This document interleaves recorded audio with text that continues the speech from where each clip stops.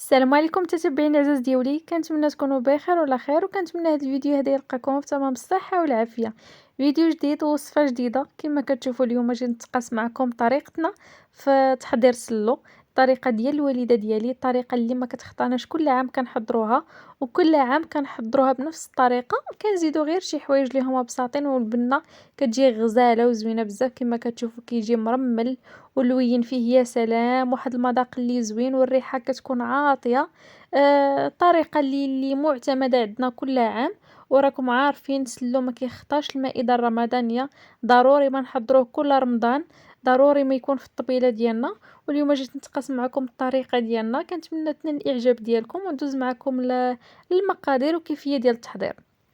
هنا راني وجدت المقادير ديالي كاملين، غادي نحاول نعطيهم لكم مضبوطين. داكشي اللي درت انايا غادي نعطيه لكم مضبوط. كنتمنى تكون الطريقه واضحه وتا الشرح واضح. هنا البنات عندي 3 كيلو ديال الكاوكاو اللي محمره وماشي مطحونه منيله بزاف، لا مطحونه ومرمله. كما كتشوفوا راه كيبانوا الحبيبات ديال الكاوكاو. عندي 3 المعالق ديال القرفه، وهنا عندي نص كيلو ديال اللوز اللي حتى هو ما مطحونش ما منيلش، غير مطحون هكايا كتشوفوه مازال فيه دوك الحبيبات ديالو، مازال مرمل كما كنقولوا، يعني مهرمش. وعندي كيلو ديال اللوز اللي هكاك بقى هكاك الحبات ديالو باينين.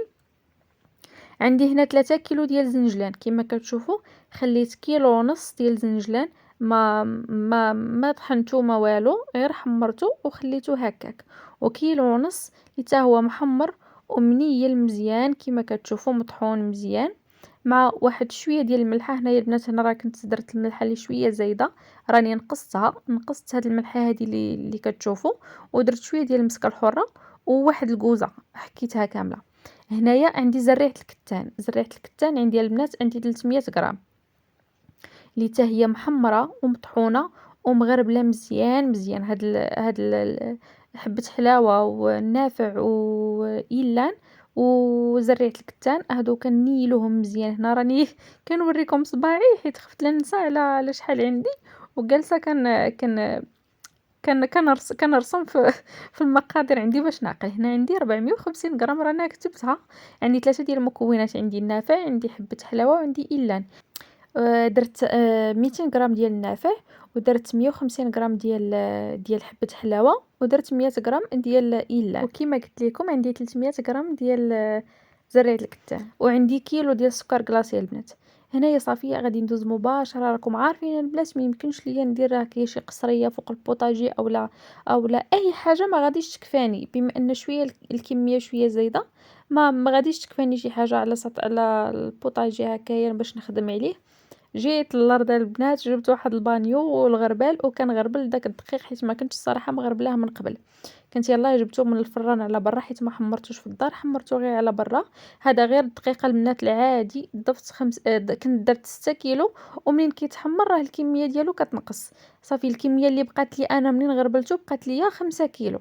صافي جبت هذوك المكونات اللي عندك النافع وجنجل النافع وحبة حلاوة وإيلان وزريعة الكتان. كما كتشوفوا دمجتهم مزيان مزيان، هما وديك القرفة مزيان حتى ندمجوا ليا مع الدقيق ديالنا. عاد ضفت عليهم هاد الزنجلان هذا. اي مكون درتوه خصكم تخلطوه مزيان مع الدقيق، باش منين تضيفوا ديك الزيت ديالكم ما تجيكمش، ما تعذبكمش، حيت اصلا هو خاصو يتعلك.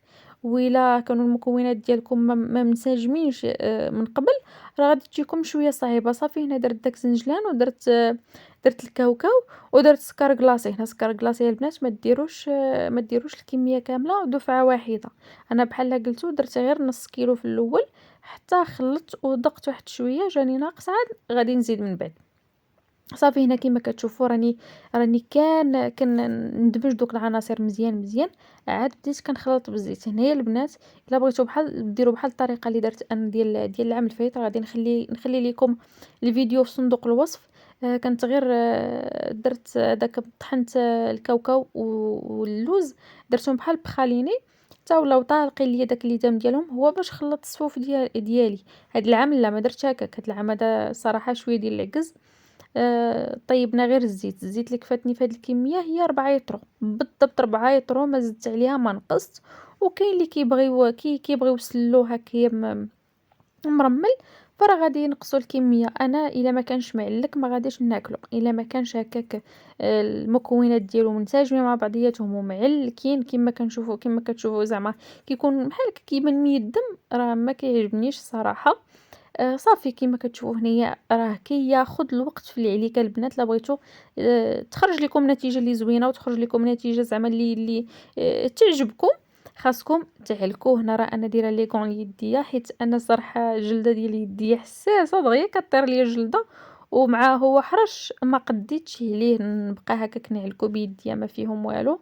علكتو بالليغات، واخا هكاك راهم تقبوا كندير واحد الجهد. راكم عارفين مع الكمية كتيرة وخاصو يتعلك وخاصك تقلبي من التحت للفوق، راه كلشي راه كاع تقبوا، كاع الصبعان ديالي كلهم تقبتهم بقوة ما كان انا كندابز معاه زعما ماشي.